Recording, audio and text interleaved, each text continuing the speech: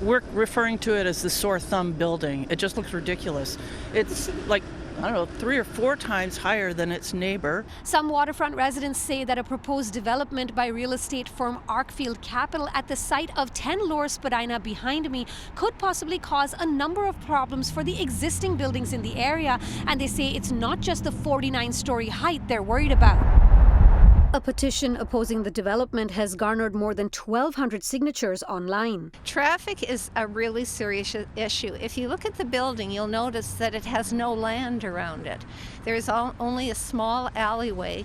That alley is also used for garbage collection and by residents moving into or out of apartments next door, plus by the National Ballet when transporting sets and equipment. We think that corner is just going to be totally chaotic, and the traffic will back up on Spadina into Lakeshore, where we already have gridlock.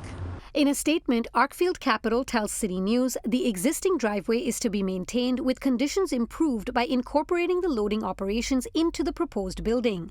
This will allow trucks and vehicles to turn around on site, eliminating the need to reverse onto Queens Quay West. Residents remain unconvinced. And what about all the contractors, the delivery trucks, the food vans? The tower will be the tallest in the area so far, requiring a zoning bylaw amendment. The City of Toronto held a community consultation in January where residents also expressed worries about the loss of light and privacy for other buildings in the area. I don't think there was a single person that was on board. I have not heard anybody that's, feels positively about it.